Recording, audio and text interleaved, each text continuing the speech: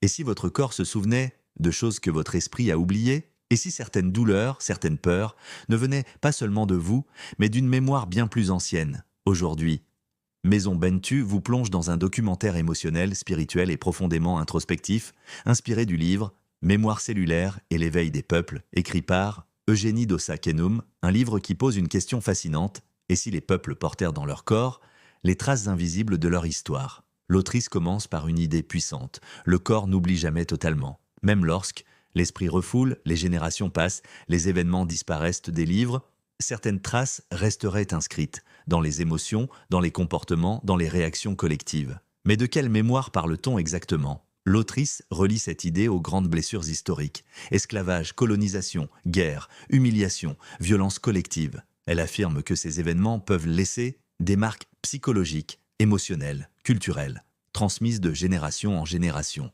Et cette transmission serait parfois invisible. Pourquoi certains peuples réagissent-ils avec méfiance? Portent-ils certaines peurs? Ressentent-ils certaines douleurs collectives?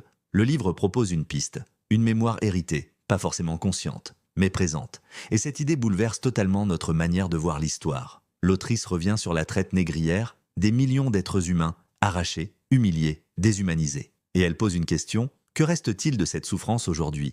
Et si les traumatismes collectifs continuaient d'influencer les générations actuelles? Selon le livre, certaines réalités modernes pourraient être liées à ces mémoires: manque de confiance, division, peur collective, difficultés identitaires. Mais attention, l'autrice ne parle pas de fatalité. Le mot-clé du livre: éveil, prendre conscience de son histoire, de ses blessures, de ses héritages, parce qu'on ne peut guérir ce que l'on refuse de voir. Et cet éveil commence souvent par une question intérieure. Qui sommes-nous réellement? Des individus isolés ou les héritiers d'une longue chaîne humaine? Le livre pousse à réfléchir aux ancêtres, à la transmission, aux héritages invisibles. Mais cet héritage n'est pas seulement douloureux. L'autrice rappelle: les peuples africains ont aussi transmis résilience, créativité, spiritualité, capacité de survie. Et cette mémoire positive existe aussi, car dans chaque peuple blessé, il existe aussi une immense force.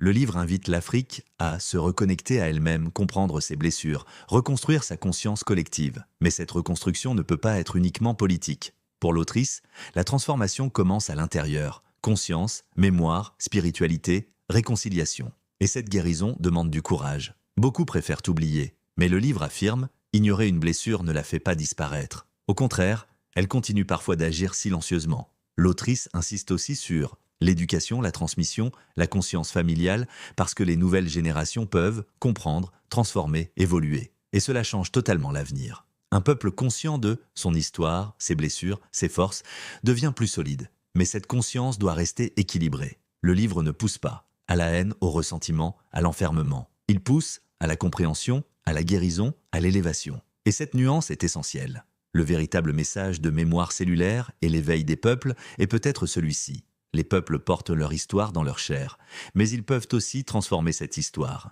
Et si la véritable révolution africaine commençait par une guérison intérieure collective, Mémoire cellulaire et l'éveil des peuples n'est pas simplement un livre. C'est une réflexion, une introspection, une quête de guérison, un appel à la conscience. Eugénie Dossa-Kenum nous rappelle une vérité essentielle: comprendre ses blessures est souvent la première étape vers la libération. Si cette vidéo vous a touché, abonnez-vous maintenant à Maison Bentu, parce que certains combats ne se voient de pas. Et parce que parfois, la plus grande révolution commence à l'intérieur de nous-mêmes.